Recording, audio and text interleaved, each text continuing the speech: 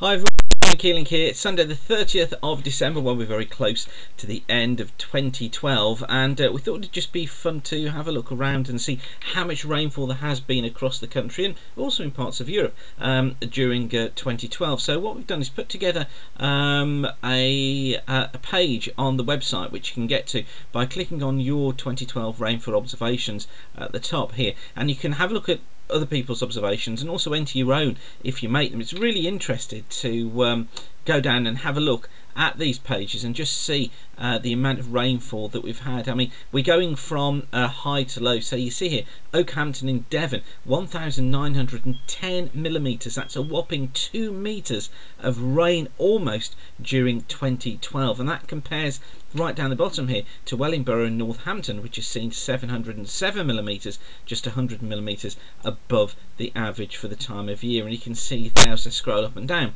how variable the rainfall has been. So do come along to the page, have a look, and if you do make your own observations, do feel free to enter them. And thanks to everybody who's put the observations there so far. It really is quite interesting to see this and to compare what's been going on.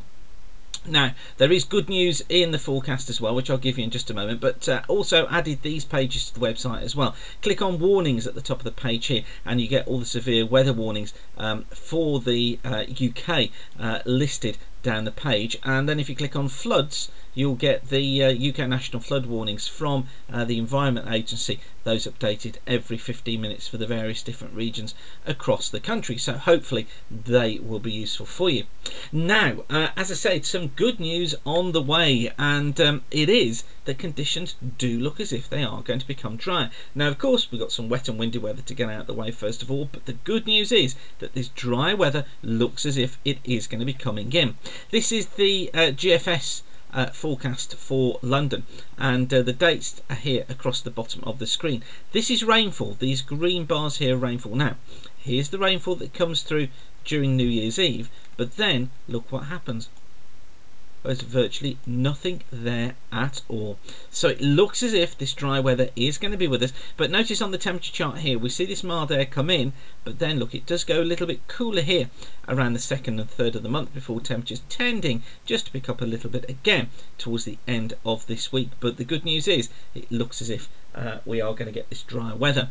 Now, this is the rainfall broken down into 1 to 5 day steps from the GFS ensemble. Picks up quite nicely on it. This is the forecast rainfall for the next 5 days, taking us up to the 4th of January. And you can see here most of the rainfall is across western parts of the country once again. Big totals across western Scotland tomorrow. Generally, we've got 7 to 10 millimetres of rainfall to come. Most of this falling during the next 36 hours. Then, if we go on to the next chart, this is the 6 to 10 day chart. Look at the contrast there. Only 1 or 2 millimetres of rain across much of England and also Wales. Yes, still some across the west of Scotland, but just look how much drier it's become. And then into the 11 to 15 day period going up to the 14th of January. Even then, look, we've got low totals of rainfall still, although again it's these western parts of Scotland and also to some extent Western Ireland that sees rainfall. But look, much drier for many of us. Now, I think this dry weather probably does take us through until around about the 10th, 11th of the month. But as I said, we've got some wet weather to get out of the way first of all. So this is the forecast radar. This is from 3 o'clock this morning. This is 6 o'clock this morning. Now, what I want you to notice, this is 9, this is midday today. Look at this area of rain that comes in from the west by 3 o'clock this afternoon. That then spreads its way eastwards during this evening and also overnight tonight. Some heavy bursts of rain affecting western parts of the country, look.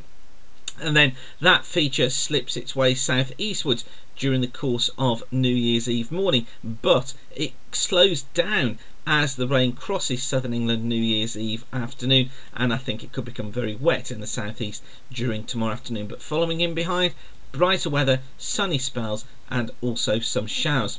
Now, not only does it become wet tomorrow, but it also becomes windy too. It looks as if the winds are going to be getting up to gale force at times. This is the ensemble forecast for midday today.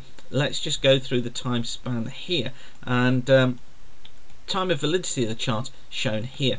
So here's midnight tonight. Look how close together the isobars are, and there is midday tomorrow. We've got a front that's lying down here, moving its way eastwards. Notice how close together the isobars are ahead of it, so gusty winds ahead of the heavy rain. But then look, the wind's coming back round more into a northwesterly behind, so cooler air running in behind, as well as the showers. That means the showers turning wintry, probably across the hills of Scotland during tomorrow evening for the New Year celebrations. For most, though, it looks as if it should be a breezy but a dry evening once that rain is cleared away from the southeast. All areas generally dry, just a few showers on western coast, but the main thing to watch out for as you head back from your parties tomorrow night is going to be ice, so we need to watch out for that.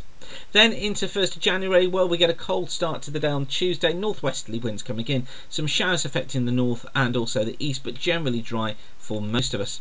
Into Wednesday, ridge of high pressure building in. Look at the size of this ridge that comes in. This is meagre shaped high, look, coming northeastwards through the country. However, we do have a warm front that's going to be moving eastwards as well, so I think what it will tend to do is bring cloud and some drizzle and rain to Scotland, Ireland, northern England, western parts of Wales on Wednesday, but more eastern and southern areas should stay dry. And then indications are that into Thursday the high pressure is building down to the south of the country. Here it is, it builds northwards, and that should bring a drier, brighter day through Thursday with cloud breaking, although these western coasts of Scotland, Western Ireland, always at risk of low cloud and some drizzle.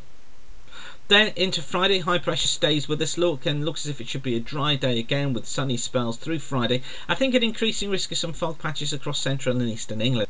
Into Saturday, the high hangs around, still northern and western Scotland as well as Western Ireland. Dry day with sunny spells, and it stays that way too as we get in towards Sunday with a high pressure hanging around. Again though, it's going to be just this breakdown taking place across Ireland, western and northern Scotland. Into the early part of next week with a high still there, look, it tries to collapse away but it stays in position, so again I think it's going to be these western coasts of Scotland and Ireland that see any rain. Most places should be dry with some sunny spells. Need to watch out for it possibly turning cooler as well as we head into the early part of the week, but you can see here how the high holds on right into the middle of next week. The ensemble keeps it there, and as these winds tend to start to come in a little bit from the continent, we do cool down a touch. It's northern western Scotland, western parts of Ireland that see outbreaks of rain at times. They look set to continue into the middle part of January, but not convinced that this high is going to stay in for that long, but it may do, and we may hold on to that dry weather. But the GFS ensemble certainly wants to keep that dry weather there into the middle of the month. I think it probably starts to turn cooler around the middle of the month and possibly more unsettled as well. Give you more information of that in the coming days, but for now that's it. Thanks for watching. Don't forget the site to get free of charge by you coming back and viewing it using the adverts, using the charts, using the information on the site. That's what keeps it free of charge. So when you click on an advert we get paid, and when you come back and you view an advert we also get some revenue from that too. So thanks again for doing that. Thanks for watching weatherweb.net, and keep the sun shining. Bye for now.